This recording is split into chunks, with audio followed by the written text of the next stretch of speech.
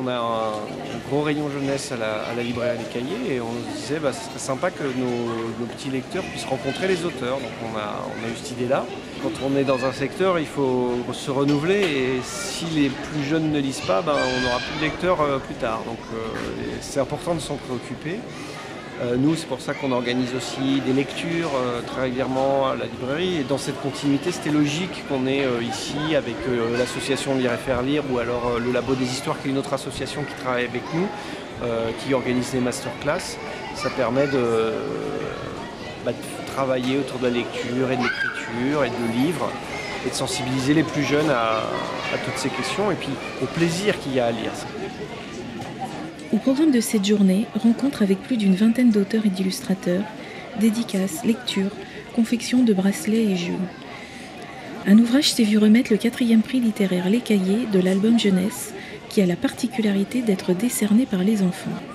Cette année, le choix des jeunes lecteurs s'est porté sur les fabuleuses aventures de Simbad le marin, écrit par Michel Laporte et illustré par Sébastien Pelon.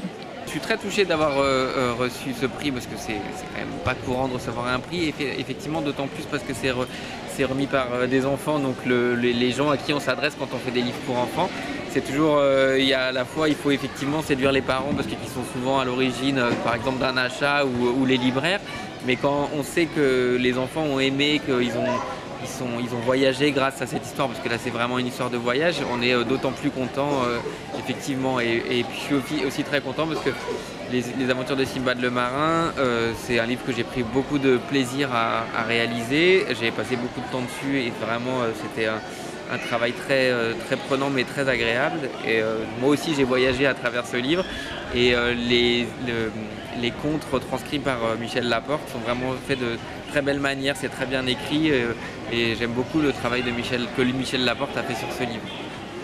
Mais au fait, écrire et dessiner pour les enfants comporte-t-il des spécificités ? Oui, je pense, j'en parlais avec mes collègues de cette journée et on semblait assez d'accord, c'est-à-dire que très souvent on entend de la part des éditeurs ou plus de certains, j'entendais ça récemment d'un maire dans une ville où j'étais invité dans un salon, où on dit la littérature jeunesse n'est pas une littérature. Et je trouve ça vraiment très choquant parce que je crois qu'on amène les enfants à rêver, à voyager, etc. Et quant à l'écriture elle-même, elle est parfois plus difficile que l'écriture adulte. J'écris pour les adultes, donc je peux moi juger en tous les cas les deux. Et je sais qu'en écriture adulte, j'ai une totale liberté de ton, de choix des mots, etc. Alors qu'en écriture jeunesse, c'est une écriture sous contrainte. Donc cette écriture, elle est quand même pas si facile que ça. Et j'estime que le temps passé à peser les mots, à choisir l'harmonie des phrases et à être certain de faire rêver un enfant, ça relève vraiment de la littérature, et que ceux qui disent le contraire me surprendront toujours.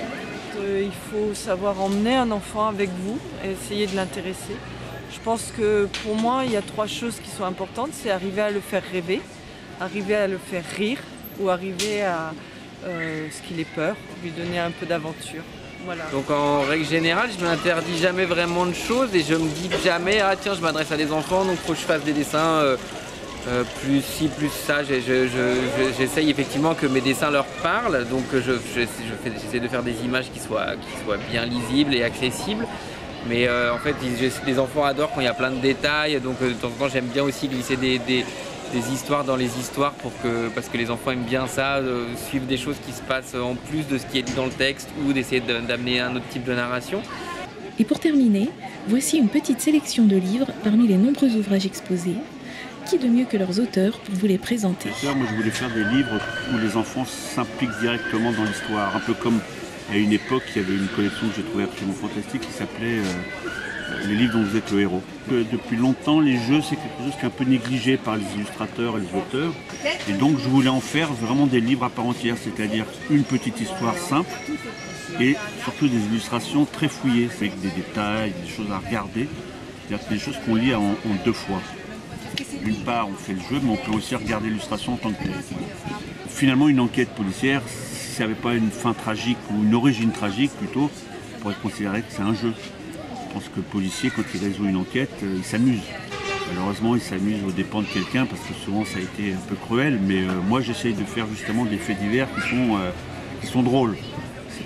kidnapping d'un chien, c'est la potion qu'utilise une cantatrice pour chauffer la voix, on y met de la moutarde, donc il y a un coupable, quelqu'un qui ne devait pas l'aimer pour saccager son tour de chant. Voilà, ça reste drôle, enfin, il n'y a pas de sang, il n'y a pas de tragédie.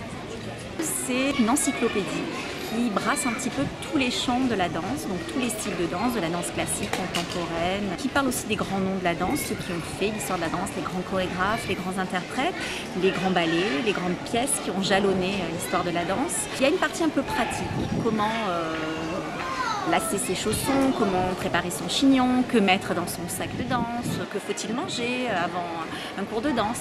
Il y a un peu un côté aussi psychologique parce que effectivement la danse c'est aussi affronter son corps, affronter son reflet dans le miroir. Donc il y a un petit peu ces petits conseils.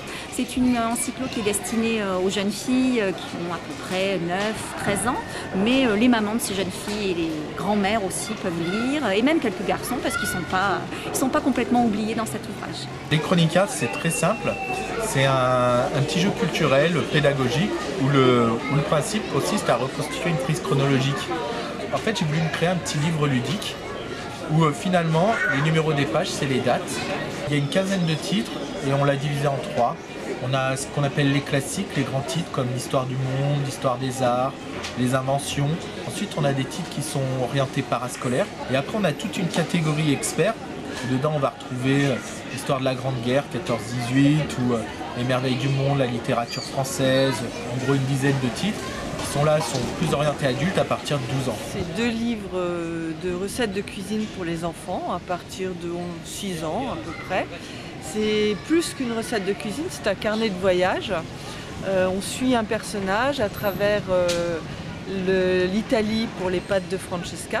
Donc on découvre toutes les recettes du nord au sud jusqu'à la Sicile avec leur histoire et leur tradition. Et un autre pour le Vietnam où on part avec la petite Ly qui parcourt du nord au sud ce beau pays pour découvrir les différentes recettes et traditions du Vietnam. C'est le mariage de mes 2 passions, la cuisine et le voyage. Et je me suis dit qu'il fallait expliquer aux enfants que la cuisine, c'était pas juste manger. J'avais envie de montrer qu'à travers tous les pays du monde, on pouvait allier cuisine et tradition et plaisir. Ici, à Echo, la jeune fille à l'éventail, qui est le fruit d'une mission Stendhal que j'ai effectuée à Shanghai pendant 3 mois pour l'Institut français et qui raconte l'art de l'éventail, qui est le premier art martial chinois qui était enseigné à des femmes en fait, ou à des jeunes filles. Le point de départ, c'est mes rencontres dans les écoles, lorsque je vais présenter un peu mon travail avec de jeunes élèves, et où une petite fille m'a fait la remarque que souvent dans mes histoires, le héros est un petit garçon et elle trouvait ça pas très bien, et en fait elle avait raison. Donc je lui avais promis que dans mon prochain Fleur de printemps, le héros serait une héroïne, et c'est le cas, et c'est pour ça que je recherchais justement un prétexte, ou en tous les cas un contexte qui se prête bien à faire vivre une héroïne, et l'art de l'éventail était parfait parce que c'est un art pratiqué aussi bien par les hommes que par les femmes, et que je trouve d'une harmonie, d'une élégance qui va parfaitement justement à cette jeune femme.